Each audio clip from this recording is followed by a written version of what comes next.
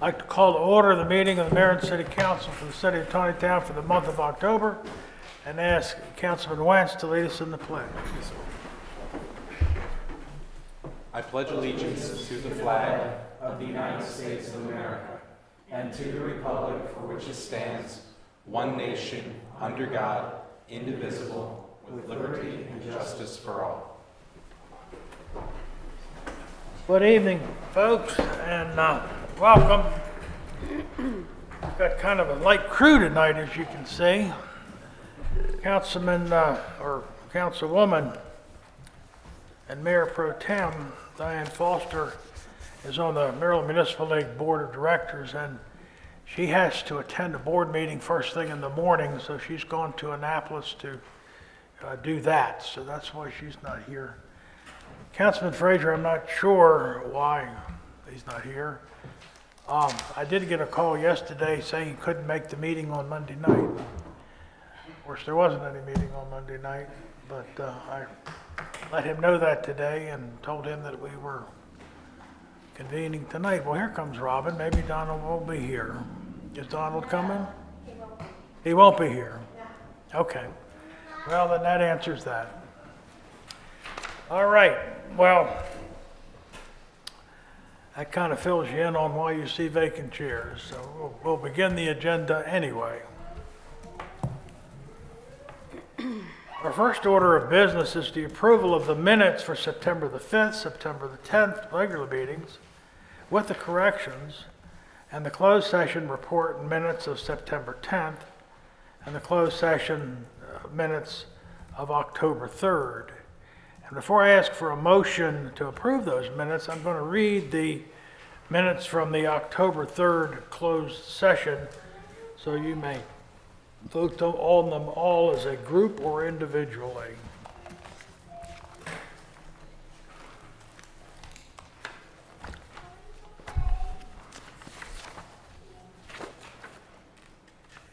All right, this is a record of a closed meeting that was held on October the 3rd at 8:55 p.m. following the regular business meeting. It was held here in City Hall. And there was a motion to hold the meeting by Councilman Wentz and seconded by Councilman Fuller. All approved the motion with the exception of Councilman Frazier, who voted nay. All council members were in attendance: Foster, Frazier, Fuller, Migliotti, and Wentz. A special note that Robin Fraser objected to the closing of the meeting and from the audience, and a copy of the closing statement was given to her at the time, and a copy was sent on October the 4th to the OMBC, Open Meetings Corrections Board. Compliance Board. Committee, whatever it stands for. Citation and use of this authority for this purpose. In accordance with the Maryland Open Meetings Act, Title 10, Governmental Procedures, Subtitle 5, Meetings, Section 10508A, this meeting was closed in order to discuss the appointment, employment, assignment, promotion, discipline, demotion, compensation, removal, resignation, or performance evaluation of appointees, employees, or officials over whom it has jurisdiction, or any other personnel matter that affects one or more of the specific individuals. And also to consider the acquisition of real property for the public purpose and matters directly related thereto. And also, before a contract is awarded or bids are opened, to discuss a matter directly related to the negotiating strategy or the contents of the bid or proposal, if public discussion or disclosure would be adverse, if public discussion or disclosure would adversely impact the ability of the public body to participate in a competitive bidding or proposal process. The topics discussed were the potential acquisition of property for a public purpose. Number 2, the discussion and negotiation of a strategy related to the proposal submitted by the Taneytown Lions Club relating to the creamery building. And item 3 is personnel issues related to the city manager Henry Hine, including short-term disability payments, designation of acting city manager, and compensation issues related thereto. The persons present at the closed session were Mayor McCarron, Mayor Pro Tem Foster, Fuller, Vigliotti, Frazier, Acting City Manager Wyprecht, City Clerk Kalman, and City Attorney Gullo. Clerk Kalman was excused from the meeting at 10:08. The actions taken in closed session. Item 1. A motion was made by Councilman Frazier and seconded by Councilman Wance to set a limit of a certain amount of dollars for the acquisition of a certain property, which, revealing the identification thereof, would thwart the purpose of the Open Meetings Act, and direct staff to take necessary steps to engage in negotiations consistent with the council's discussion. The motion carried 5-0. Item 2. By unanimous consent, without objection, the council empowered the mayor to create an in-house committee to further discuss all aspects and implications of the Taneytown Lions Club Creamery proposal. Item 3. A motion made by Councilman Vigliotti and seconded by Councilwoman Fuller to make short-term disability payments on a monthly basis in the form of a continuation of salary pursuant to the past city policy to City Manager Henry Hine. Discussions to continue the short-term disability payment will be made on a monthly basis by the council at a regular business meeting. The motion carried 4-1 with Councilman Frazier opposed. Item 3B. A motion made by Councilman Wance and seconded by Mayor Pro Tem Foster to designate Jim Wyprecht as acting city manager, retroactive from the time that the city manager Hine's absence until further action is taken by the council. Motion carried 5-0. Item 3, letter C. A motion made by Councilman Vigliotti and seconded by Councilman Wance to grant a waiver to the existing comp time policy for the acting city manager to provide that earned comp time shall not expire until further action is taken by the council. Motion carried 4-1 with Councilman Frazier opposed. Item 3, number D, or letter D.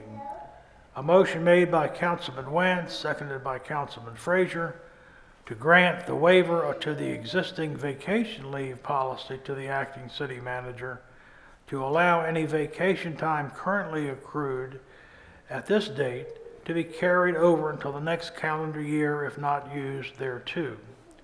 The motion carried 5-0.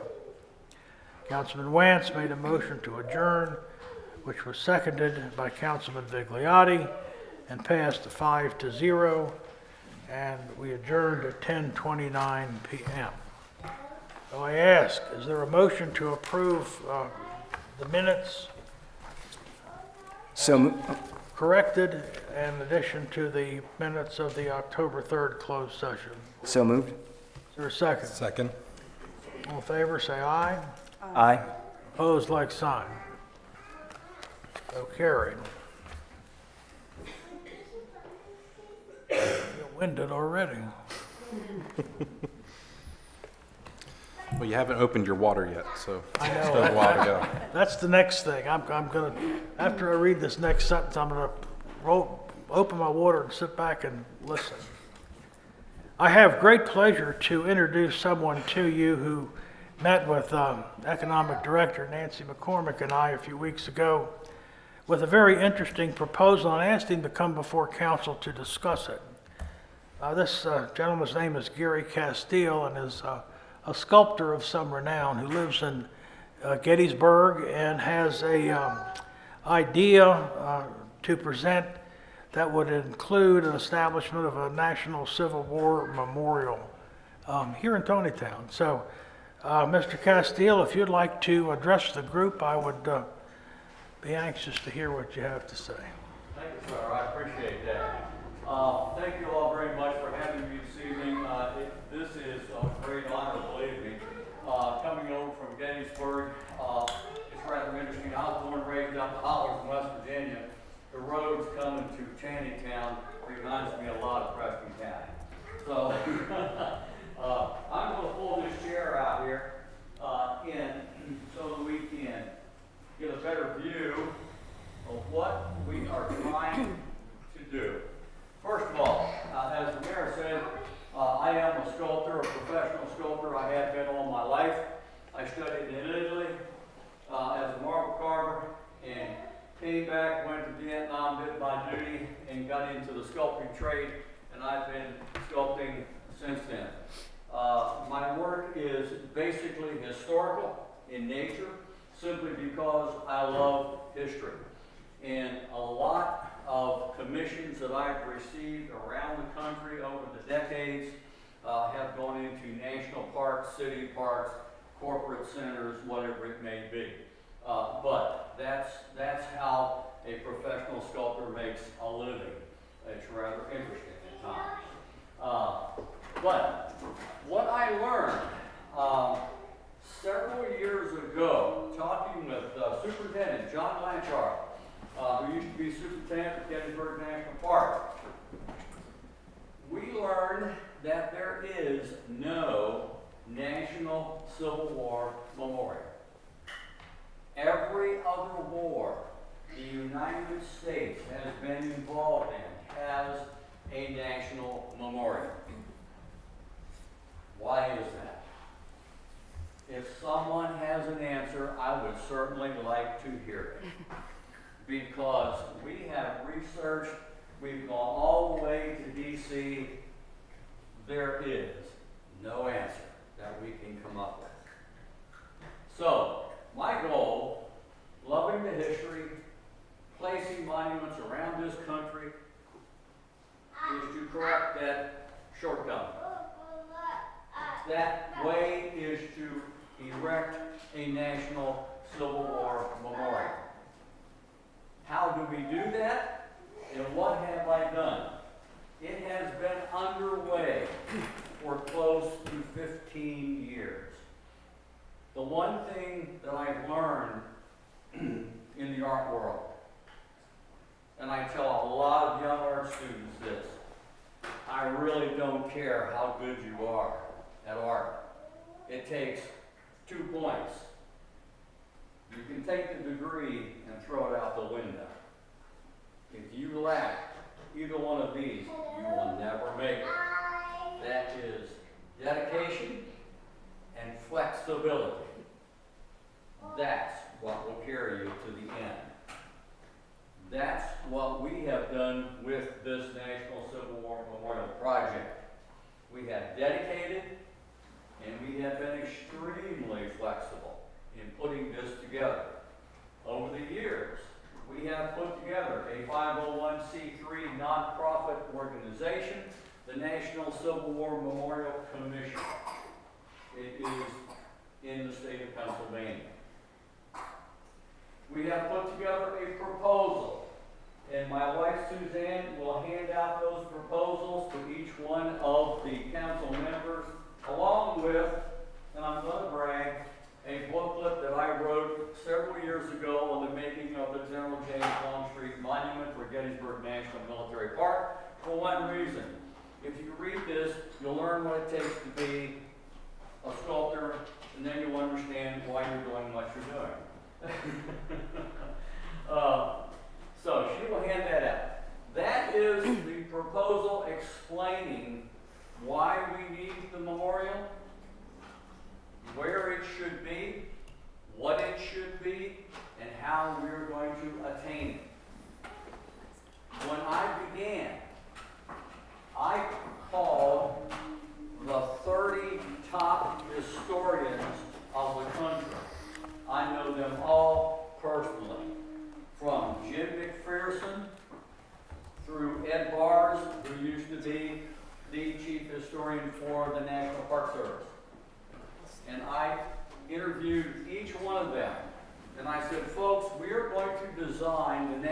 Civil War Memorial, I want your input into what we are going to put into that memorial to tell the story from 1861 to 1865.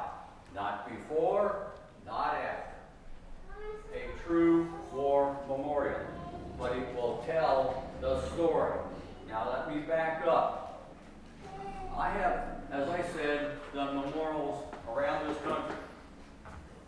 If you all have been to Washington, D.C., and I've done work in Washington, D.C., you go to any one of the memorials there, and it lacks one thing: storyline. You can look all day. You'll see lots of stone. You'll see lots of bronze. But as two old veterans that I was talking to at the World War II Museum or Memorial a few years back, I said, fellas, I'm really proud that you finally got your World War II memorial. What do you think of it? Before that got out of my mouth, one old gent turned around and he says, well, we're really proud of it, but it doesn't say one damn thing about what it took to get it. That's the problem. We are not educating. I'm a big education person. I want people to know what it took to get us where we are today. That war made us what we are today. That being said, those 30 historians gave me a list of the top 16 military leaders that affected the outcome of the war. The top 16 civilians that left behind certain items, articles, whatever it may be, that tells us how the war affected the civilian population.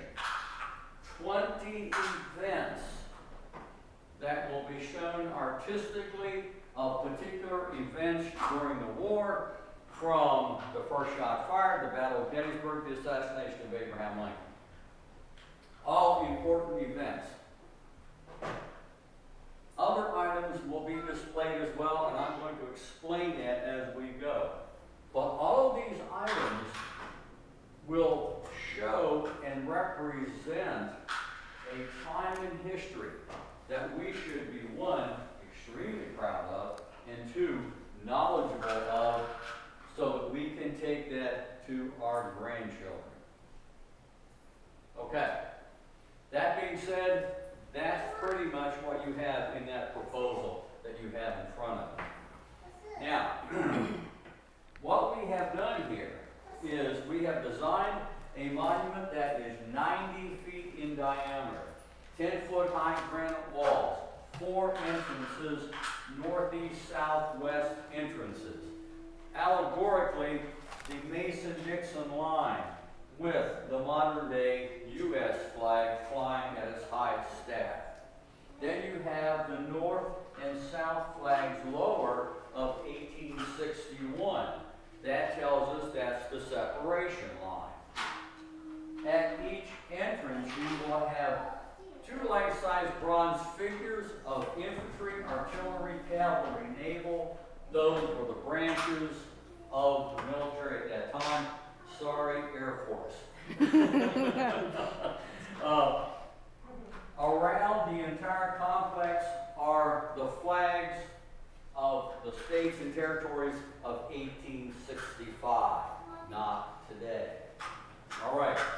On the outside, on each one of the columns, there will be a portrait, a bronze portrait about 24 inches in diameter of a civilian. And it represents African American, white, whatever, they're all there. Again, these were the individuals chosen by these historians, not Gary the sculptor. When you go inside, you'll have 16 military leaders, again, selected by those historians. In between those military leaders, you'll have the 20 event panels. As you go to the center, on the brick plaza, you will have 4 allegorical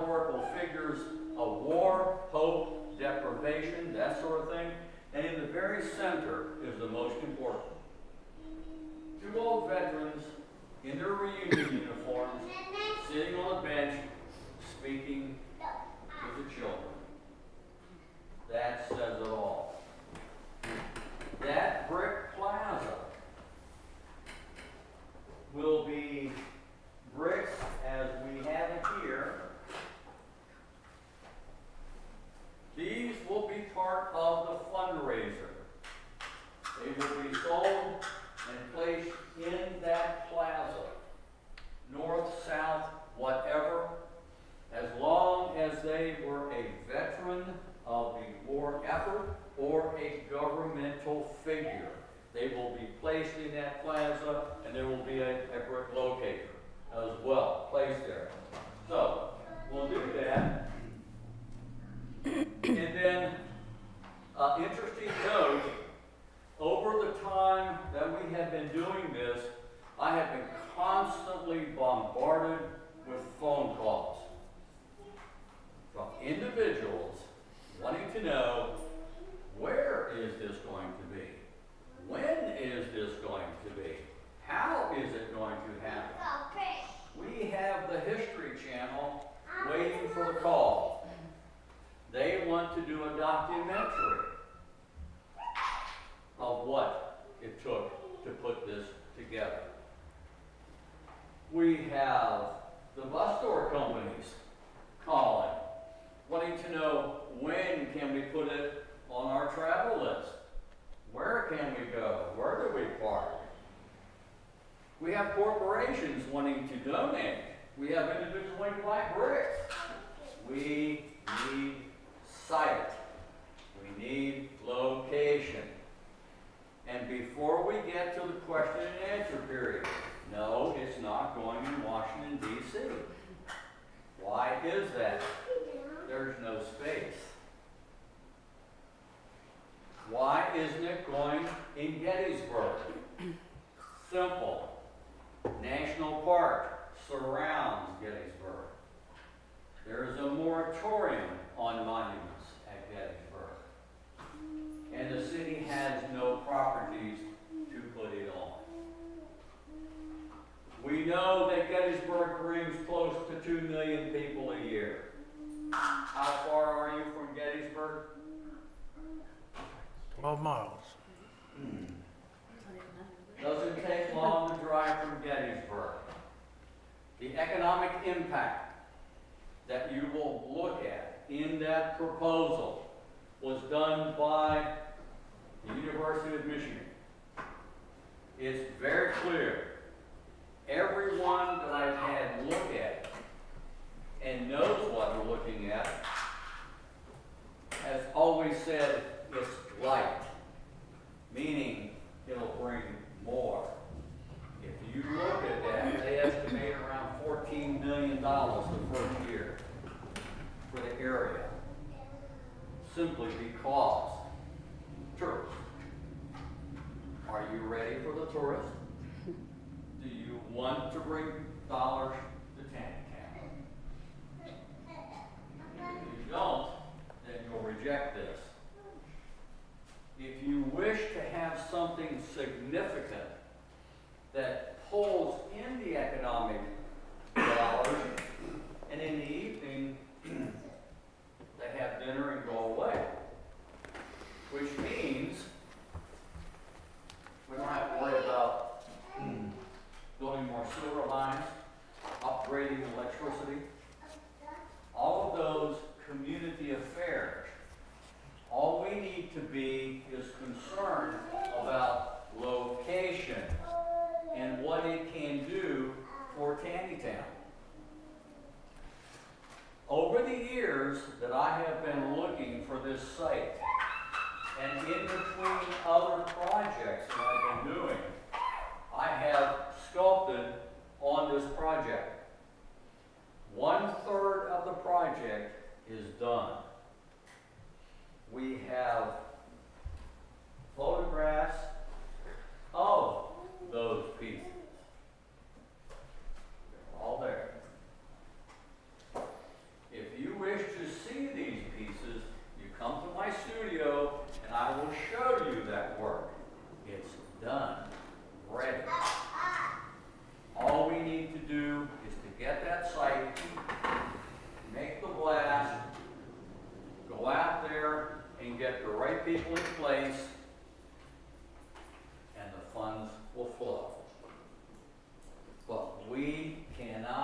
take one single dime until we have location. That's the 501c3 policy. And there you have it. Opportunity is not. Question? Questions for?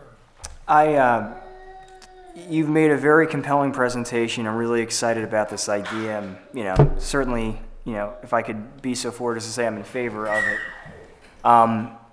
But my question for you is something I ask everybody who wants to open up a business here or who has an idea for this town is, and again, you've made a compelling argument about, financial possibilities and location, but what was it about Taneytown that struck you that this is the place to build a memorial? It is a direct route that the troops came in through. I'm not saying all the troops, but I'm saying direct route. Meade's headquarters was here for a short time. It does have historical significance. That's important. You must have that. So, is it Gettysburg? Absolutely not. But there's enough here to pull from Gettysburg to get there. Thank you. That answers my question.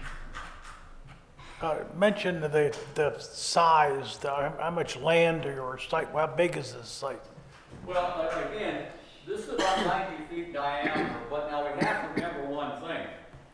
And as I say, I'm selling a memorial, but we need parking. Automobiles, buses. There is going to be, if at all possible, a visitor center out there. A lot of things can happen here. Who's going to operate that visitor center? That's a discussion that would need to be had. The memorial itself, the monies would be raised to do that. The commission would raise funds to put monies into a fund that would take care of the perpetual maintenance of that money.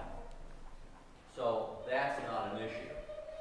The land, if we look at it, you're going to need at an absolute bare minimum 5 acres. Absolute. Great to have more. Is that considering an interpretive center or visitor center, or would you need more of that? Add that. Right. Well, and again, it depends on where that property is and how that center is Just how it going lays. to set in there and all that sort of thing. It may take 8 acres, but we need to know where that site is before we can determine. I see. Yeah. Okay. Because we need a nice level site for the memorial itself. Yeah. Other questions? Sir?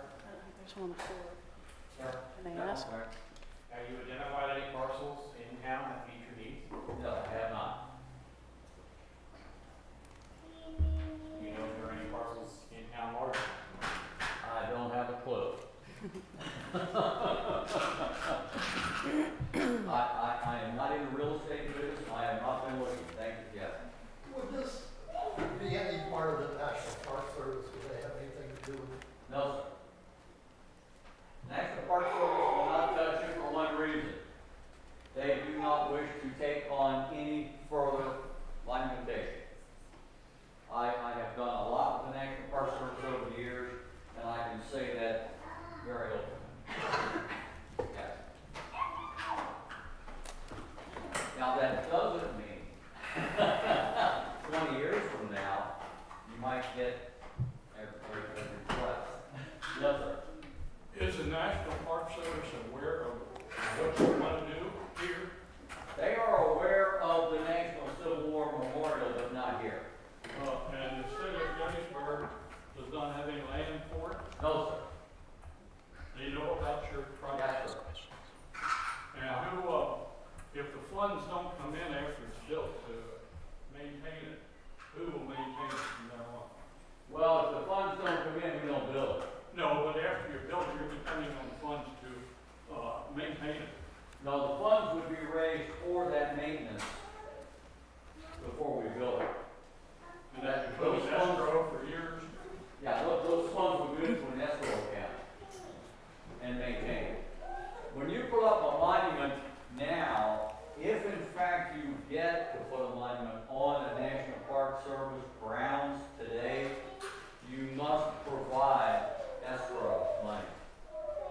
General James Longstreet monument that we did for Gettysburg back in 1998 has an escrow account of $15,000. And that is in an account that draws monies yearly to maintain the maintenance of it. One last question. Yeah. And there's no land on the outskirts, not in the city limits of Gettysburg, there's no land on the outskirts, no 5 acres that would benefit something like this. Not that I'm against it. Yes. Yeah, no, I understand. Not that I'm It's aware hard of. to believe that there's not 5 acres on the outskirts of Gettysburg that would be willing to take. Yes. Not that I'm aware of. We have looked considerably.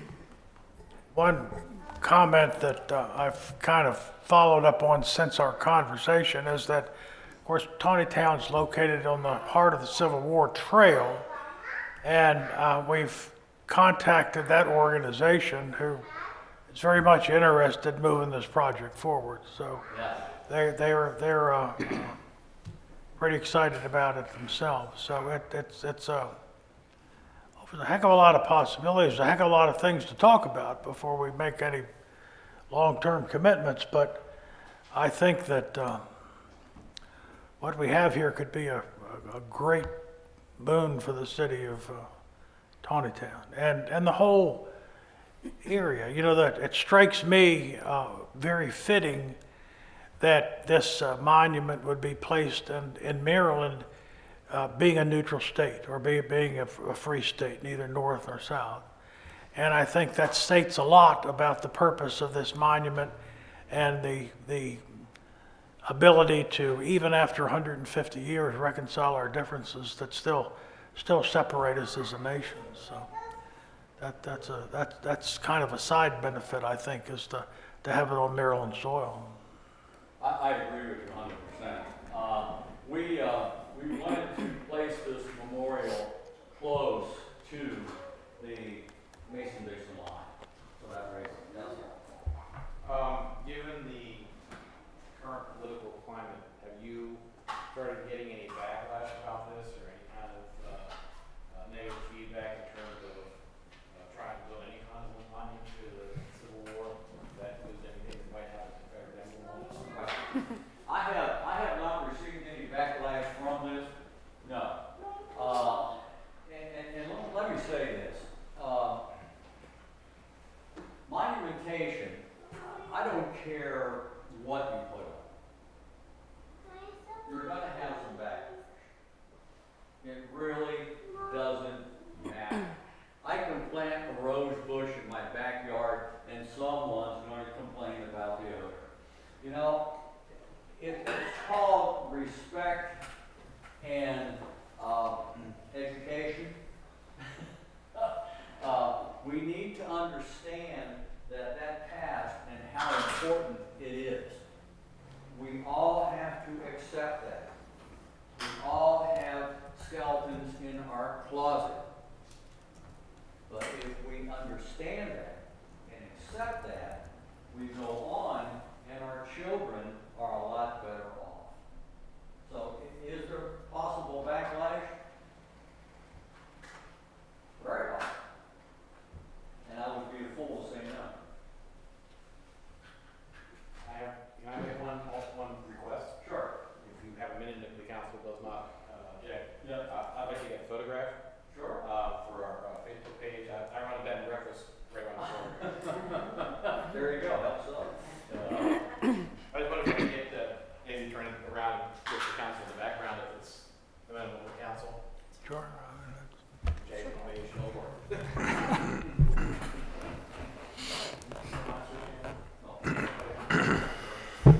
Now you like me. I apologize for the interruption, but this would be a nice thing to put up on our Facebook page and as kind of gauge response. Thank you. Very good. So that's it, folks. Any further questions? I do. Thank you, Mr. Castillo. What my thoughts are right now, obviously, the council's going to have to discuss this after it sinks in a little bit. Is this thing? But I would like to kind of tentatively put you on notice that we would like to come up and look at your sculptures. And I think our Mayor Pro Tem and our other councilmen will join us. I was not aware that they weren't going to be here tonight when I invited you down, and everybody needs to be part of this because it's a important decision, one that can affect us for many, many years. So, thank you for. Mr. Mayor. Councilman Can I Wentz. ask some questions? Thank you. Councilman Wentz wants to ask. For how long have you been planning this memorial? If you go back to day one, 15 years. Okay. Yeah. There's been a lot of thought put into it. Have you approached other municipalities in the past? I'm sorry? Have you approached other municipalities in the past about it? We've approached other areas, and either they or I walked away, meaning the commission. Okay. For various reasons why, and a lot of times it was location, it was just too far out. The economic impact study is very important here. It states very clearly that it must be located near a heavily traveled, easy access highway and interstate. It must be located near a historic site that's connected to the war. That limits a lot of the areas. And so a number of the areas that we actually were invited to talk with just didn't fit there. And so you couldn't raise the dollars to do it for that reason. And the point is here, if Gettysburg was 100 miles from here, I'll be dead-faced honest with you, I wouldn't be here tonight. Right. 8 to 10 miles down the road, now we have a reason to be here. It's basically opportunity is what I'm asking. Yes. Okay. That's all the questions I have, Mr. Mayor. Thank you, sir. We'll be in touch. Very good. I appreciate it. Thank you all very much. And we have a couple of proposals left. If any, you want one? Yes, please. Just to mention, this event has been videoed tonight, so it will soon appear on YouTube. And I expect my neighboring mayors to be calling you, wanting them to locate it in their town. But remember, you talked to us first. My nickname's Troublemaker, so. Thank you all so much. I really mean that because this project is extremely near and dear to my heart. And I think it would be the same to this community. I know what it can do economically, but I think there's something more to it than the dollars. And that's the more important thing, is far beyond those dollars. We can think about that. Thanks, sir. Thank you very much. Thank you very much. All right. Next item we have is the councilman's statement regarding conflicts of interest on agenda items. Does any councilman have, any council member, excuse me, Don't bother me. have any conflicts regarding the agenda items? No, sir. Moving forward. Under resolutions, ordinances, and agreements, we have the approval of the fiscal year 2018 audit. Would anybody care to make a motion to approve the audit? So moved. I'll Is there second. a second? Second. Any discussion? All in favor say aye. Aye. Opposed, like sign. So carried. Next, we have the adoption of ordinance 05018, open burning, and I'll come back to the first one in a minute. Anyone care to make a motion to approve the open burning ordinance 05, 2018? So moved? I'll second. Any discussion? All in favor say aye. Aye. Opposed, like sign, so carried. Next is Resolution 2018-11, the water allocation for October. Is there a second? So moved. Is there a motion to approve? Is there a second? Oh, wow, okay, let's go backwards. Yeah. I'll second. All in favor say aye. Aye. Opposed, like sign. I skipped over ordinance 06, 2018 budget amendment. And the reason I did that is because we need a supermajority to approve the budget amendment. And since we don't have 4 members here tonight, we can't approve it. So do I need a motion to table, or do we just move forward? Yeah, the actual deal is that you need 4 members to pass it tonight. So since you don't have that requisite, you just introduce it tonight as a normal ordinance, and it'll be on your agenda at the next meeting. Okay. We'll serve that as an introduction of ordinance 06, 2018 budget amendment. Next, we have several appointments that I need you to approve, or I'd like for you to approve. We mentioned those last Wednesday. The appointments to the Planning and Zoning Commission, the reappointment of Jim Parker and Jim LaFavor, and the appointment of Darrell Hale as the alternate member. Can I have your approval of those 3 individuals? I move that we approve all 3. Second? Second? Favor say aye. Aye. Opposed, like sign. Next, the appointments to the Board of Zoning Appeals, a reappointment of Lee Hand and Larry Heldebridle and Steve Farley. Could I get somebody to make a motion to approve those folks? So moved? And a second. Second. All in favor say aye. Aye. Opposed, like sign. Next, the Park and Recreations Board, we have the reappointment of Daniel Haynes, Kelly Bowie, Gary Smith, Roz Altman as an alternate member, and the appointment of Bill Kennedy as a new member. Can I get a motion to approve the Parks and Recreation? So moved. Second? All in favor, say aye. Aye. Opposed, like sign. So carried. Thank you. Jim, City Manager's report. Do you have anything for us tonight? Just to follow up from the workshop, I'm hoping we can nail down that date for the Tawny Stairs visit. Hopefully. So, right, week of November 5th, except for Wednesday the 7th. So what day works for everybody? Is that okay with everybody? Is what okay? Any day but the He said 7th, you not the say? 7th.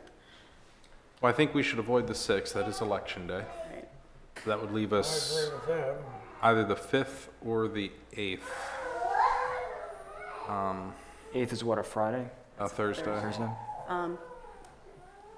The 5th would actually be better for me, just because I have to go to Florida that weekend, so I know. I'm okay with the 5th. I'm good with the 5th, yeah. Are you okay with the 5th, the Monday? 5th on Monday? I may have a conflict that day. Okay. What day are you going to Florida? Well, that was it. We were going to leave Thursday, but Oh. I could probably. I mean, if we did it early, can we do it early on that Thursday, or is there a time? Do we know? Thursday morning? Can we do Thursday morning? Sure. Thursday morning I I'll can wait and do. just leave after. Okay. The 8th. We'll all go with you then. Okay. Get to us on the exact time. We'll touch base with Tawny Stairs and try to lock in the 8th in the morning. Okay. Great. Should we also extend the invitation to our delegation to Annapolis to see if they'd like to join us?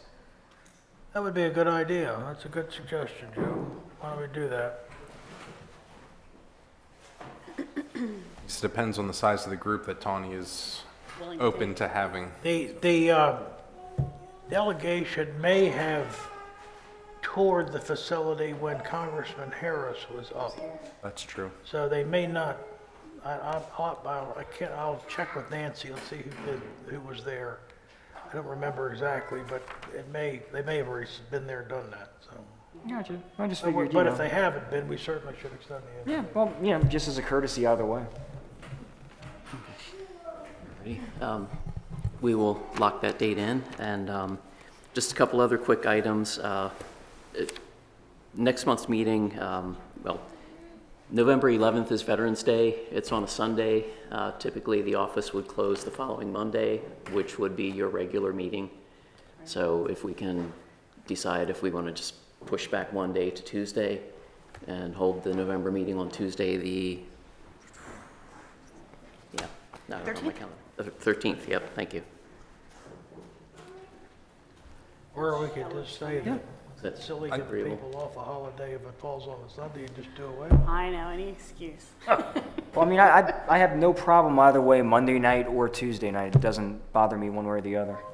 I'm okay with Tuesday if that's the Tuesday. case. Okay, Yeah. all right, Tuesday it All is. right, let's go Tuesday night.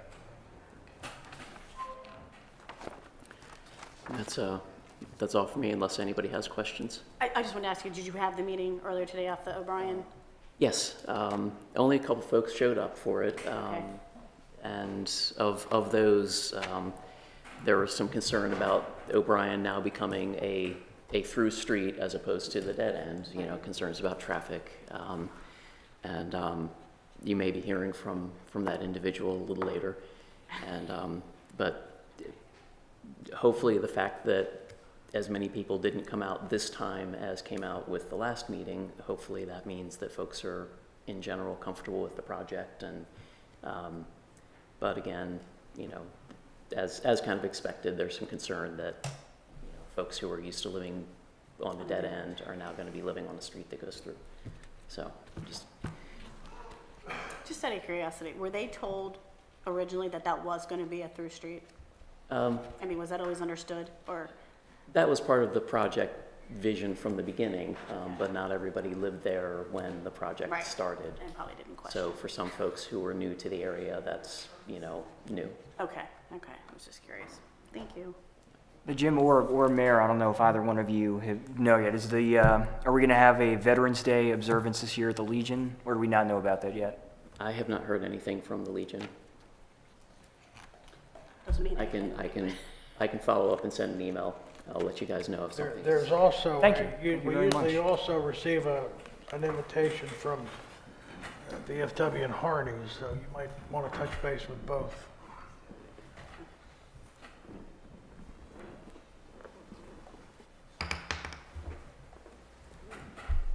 What else for us, Jim? Any questions for Jim? Any questions on the departmental reports? Legal report, Jay, what do you have for us tonight? An update of sorts of the Meads Crossing Railroad crossing issue. This is a daily almost effort to deal with the Genesee and Wyoming Railroad. The last call, we got a document in yesterday, which was a revision to our revision, which basically brought everything back to zero, back to what they wanted initially. The provisions, you know, as I told you before, they want the city, which is where the ultimate holder of the land once the developer is gone, to maintain the crossing, to pay to maintain the crossing, to insure the crossing, to indemnify them for anything that happens at the crossing. And those were just the most obvious, egregious ones. You know, the underlying principle is that we will be the ultimate owners of the property in fee simple. We aren't now, obviously. And they have no record that they can produce that they have any right of easement across the property. So their right is a prescriptive easement because they've used it for the amount of time. So the issue that we continue to have is why would we, as the property owners, indemnify them for their use? And why would we pay for any maintenance of the track to be done by them, which is just handing them an open-ended checkbook, especially in light of the fact that if you go in either direction a couple hundred yards, you have other crossings that aren't treated that way. So, you know, the one with Meadowbrook and the one on Angel Road. So we met, or by conference call, with an attorney that specializes in railroad issues and right-of-way issues, and you know, got some experience from her about what she's dealt with national railroads across the country. And it's probably going to be unfortunate, but this may get to the point where it's going to be a litigation issue, and that's unfortunate for everybody.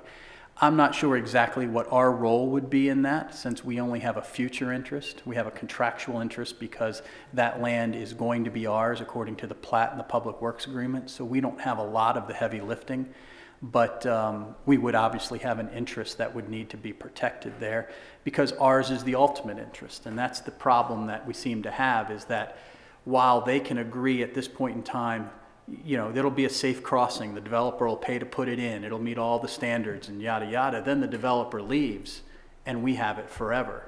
So those are my concerns, is that we can't agree to certain things that we just can't do or shouldn't do. And when I say it could become a litigation issue, if you can imagine, how do you get things off center here? That crossing has to be built.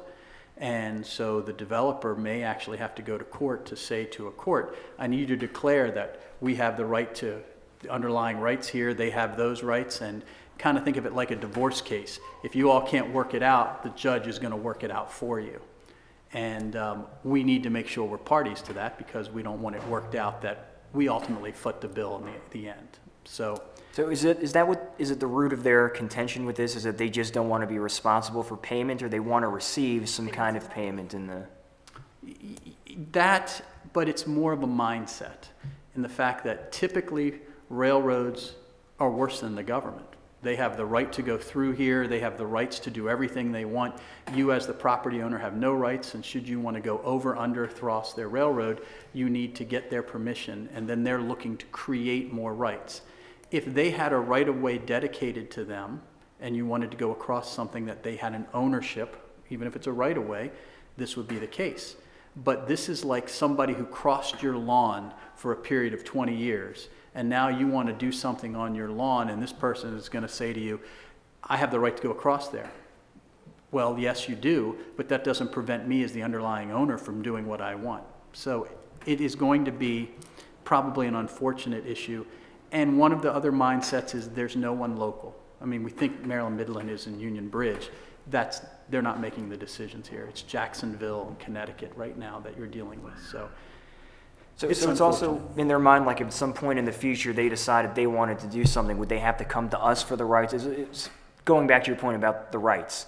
They're thinking that at some point in the future, if they don't have the rights to that particular place, then they would have to, submit themselves to us for approval? Or they want it to be the opposite. For example, let's say that the crossing goes in and this issue was resolved, and at some point in time in the future, we want to run a fiber optic cable, or we want somebody else to do it, but it's in our right-of-way, right? They gave us the land, it's in our right-of-way. They want to have the ability to say that they can deny that, but they won't withhold denial if it's not unreasonable. And the position is, you don't have any rights to deny us at all, we own the underlying land. And so while it may seem like we're being difficult at this point in time, this is forever. And so if we wanted to run a sewer line or water line, a line of something that doesn't exist at this point in time but will 50 years from now, they seem to think, and they would if we signed this agreement, we would contractually be giving them the rights to do this. The example of liability is one that really, is one that I don't think we can compromise on, and I've expressed this, is that we as a government have sovereign immunity, meaning there's certain things you just can't sue the government and win for. If you can sue the government, we have a tort claim limit, meaning that there's certain things you have to do to file a tort against us, and we have a cap of the liability of a government can pay out. So why would we agree to indemnify them for any and all things if we don't have to pay that ourselves? And why would we buy an insurance policy that we will pay for forever? I don't know where we'd even get it, because remember, we're sort of self-insured through a pool. But why would we do that to cover their issues when we as a government aren't liable for those things? However, if we contract with someone to be liable, then we can be liable, if that makes sense. So, if you open the door. So it's a very difficult issue, and you would think this would be the first crossing they ever dealt with a government. But I'm sure it's the first crossing in this area that they don't have any documentation for. And it's hard to put aside where we started, that they came to us with a big agreement and said they needed $45,000. It's hard to negotiate with somebody who started with that heavy hand and come back and find out they don't have any rights. They're still clinging to that. So this is going to be a problem. And in my mind, I think we need to preserve any rights that we do have. Because like you were saying, in the future, if you're laying fiber optic cable or we need that right of way. Right. It may seem reasonable to say to somebody, okay, we'll ask you and you can't say no unreasonably. That may seem reasonable on the surface. But if I don't have to ask you at all, why would I have to, why? And so it makes us look a little heavy-handed, but the shoe is on the other foot. They were doing the same thing. And I don't see how we get around this. And the issue we're going to have, just from a perspective, is time is on their side. The longer we delay, the longer that we negotiate back and forth, the longer it is till the crossing gets put in, and that causes problems for Meads Crossing. So while we're all in the same boat on the same team right now, if we delay much longer, I would imagine you might get pressure from the Meads Crossing people to say, hey, town, you should agree to something. The way we've left it, at least with my understanding, is that, the mayor has the authority, if you, later on tonight, to sign a crossing agreement, and that's based on a recommendation that is good for the town. If it comes up to be something that we're uncomfortable with, and the developer wants us to do anyway, I would think we're gonna bring it back to you and discuss it either publicly or in a legal session. So this is most unfortunate, and there could be claims on the long side for damages, not necessarily to us, but to the developer, in the fact that because they couldn't get their act together, that they couldn't build houses. And so something simple is becoming completely blown out of proportion. And so it's almost like a sense of time, which is why it may end up in litigation, like a sense of expediency or urgency. Yeah, I mean, I think the position that we're going to offer to them is, and it's when I say we, it's the coalition.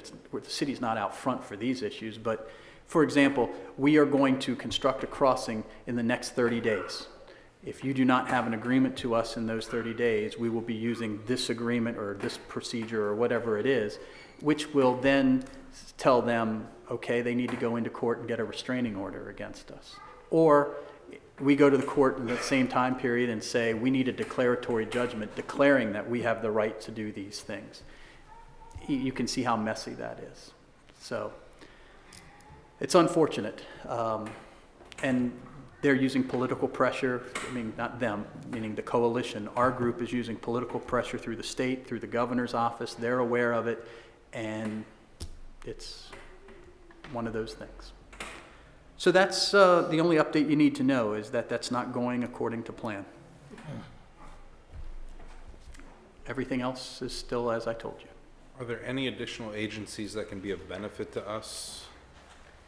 Well, the Department of Transportation, meaning the Maryland Department of Transportation, would be through the governor's office.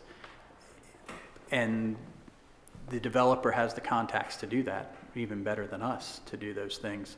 And, I've suggested that today during the call, is that we should we came up with the if, we came up with the then. Maybe we should go to the governor's office and say, help us so we don't get to the then. And they said, oh yeah, that would be a great idea, we'll look into it. But the problem we have is we're driving from the back seat. And we have to be a signatory of this agreement because we're going to be the ultimate parties. And if there's an agreement where we're not party to it, then we might have to break bad with the rest of the crew because they can't obligate us to the long term. There's some other ideas. I mean, I don't need to get into it ad infinitum, but everybody's tried to be creative, okay? It's not like that. Like, what if they said the maintenance would be paid by the Meads Crossing Homeowners Association?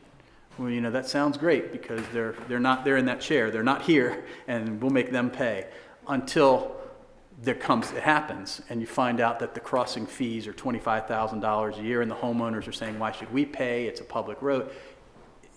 The people here have to solve the problem. It's not fair to kick the can down the road. So that's where we are. Okay, that's all I have. Thank you, Jay. Good luck. All right. Any other questions for Jerry? Any old business tonight? I guess I kind of have, not really old business per se, but maybe just like a general question about something. Going back to the appointments that we've made to the different commissions and boards tonight, I have no problem with any of them, so that's not it. I was just kind of curious about, if maybe in the future we should request from people that we appoint to these commissions or boards, like a brief written statement about why they want to be a part of it, why they want to serve. Just like a couple of sentences to better inform, the rest of us as to why they'd be interested. I mean, I don't know if that's procedurally incorrect or if that's out of the question, but... Well, it's sometimes difficult to get people to serve on boards. That's what it takes me away. So require them to write an essay.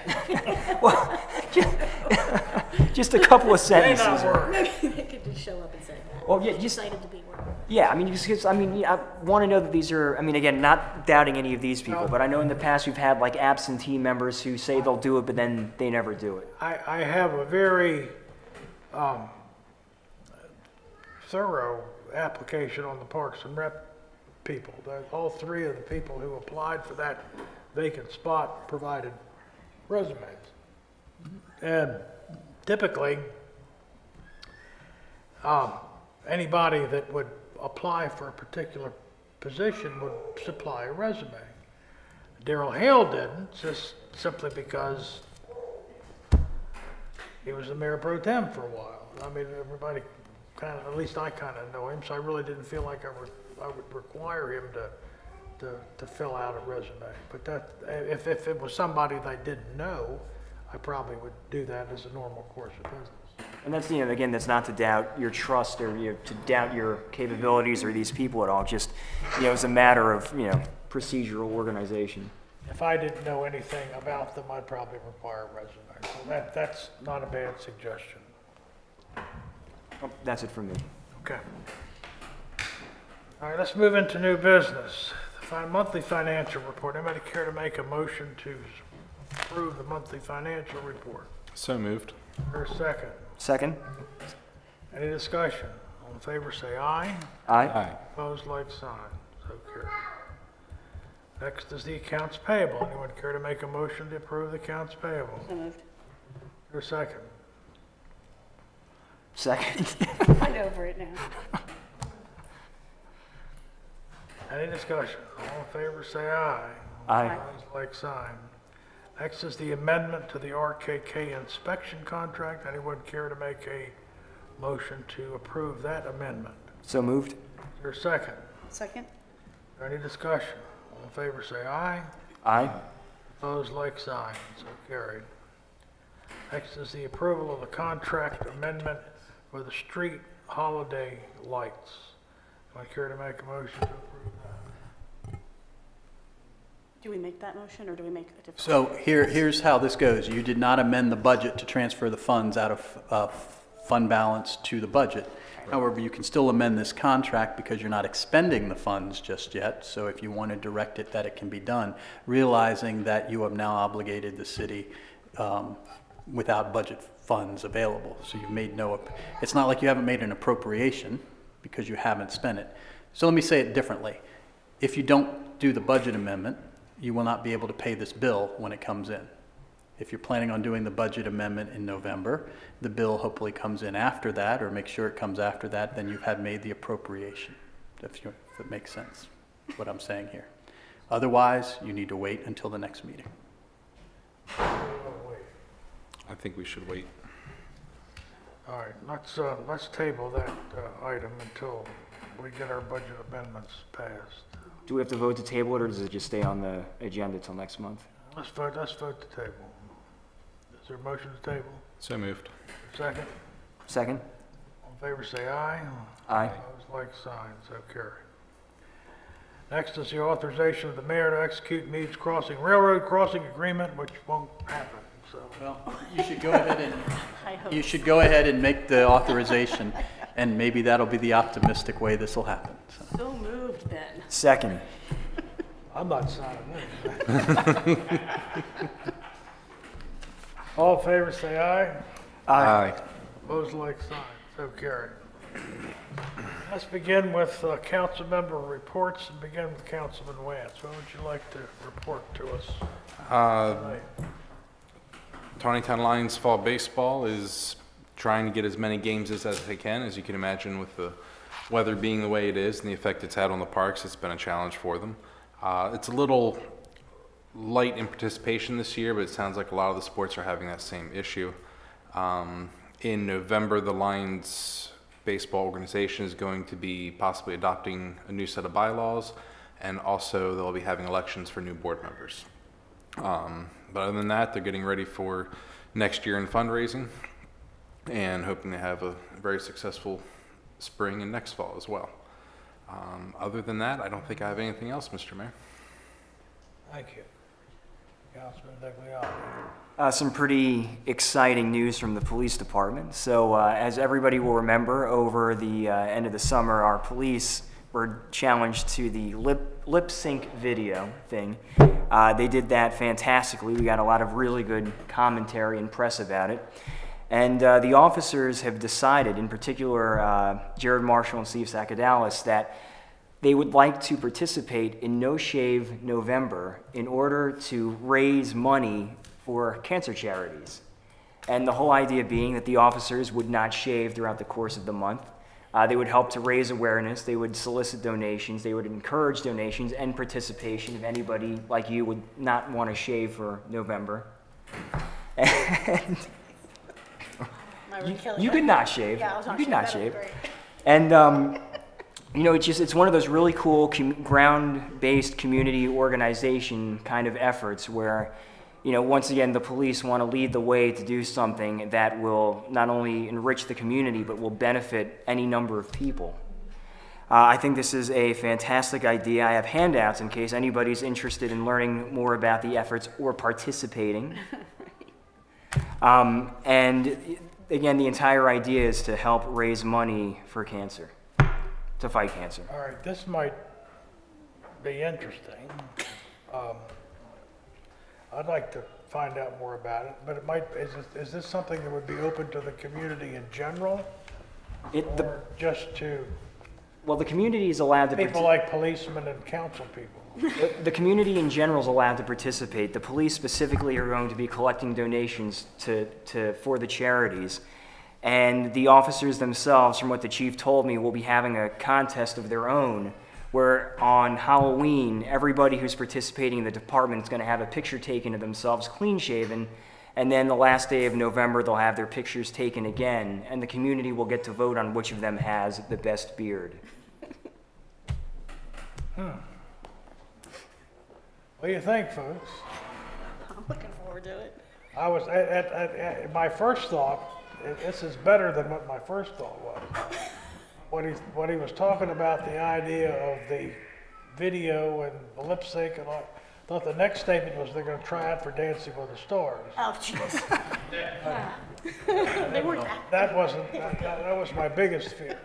Now we've got something a little bit different. Yeah, that's acceptable.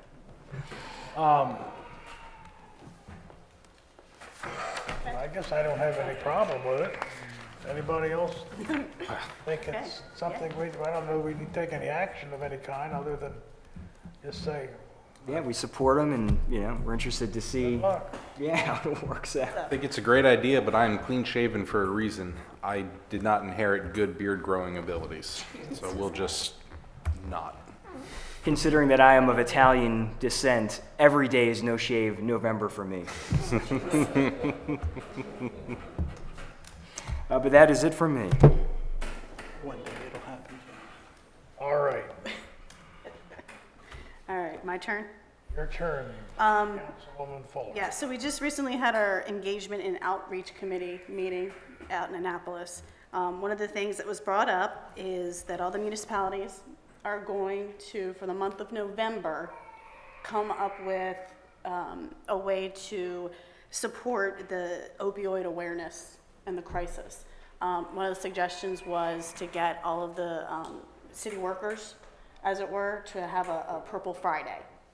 So they could wear the color purple on Fridays. They were also talking about if you had, a couple of the towns were talking about their lights, they would change them out for purple light bulbs. So the city hall light bulbs would be changed out for purple, just for the month of November. And I think, Doesn't have anything to do with Purple Friday for the Ravens. no, it doesn't. And I told him, I said, I'm gonna be a little disappointed if that's insinuated by people. I would demand a burgundy and gold Friday. Oh, see, right, and that's where we would go from there.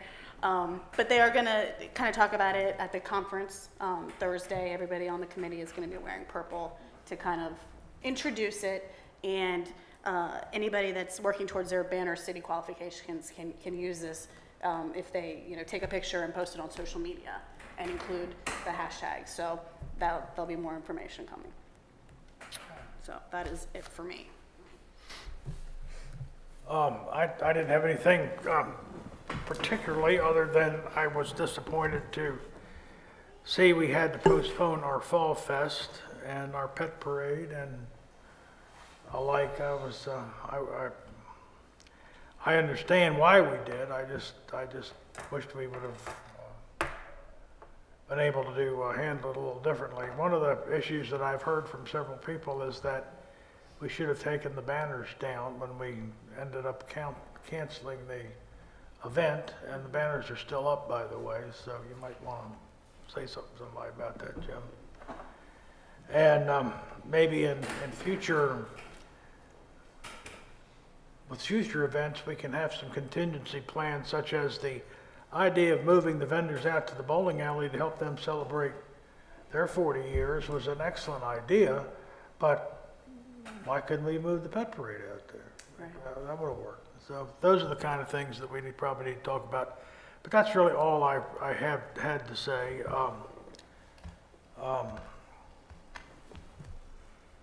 Don't have anything particular other than the fact that I've got a lot of positive comebacks on the pumpkin people. I think that's always an enjoyable event, and it's caused a lot of talk in town. So that's a good thing, I think. And that's all I had. So, anyone care to make a motion to adjourn? So moved. I'll second. All in favor, say aye. Aye. Aye. Sign. Thank you, folks.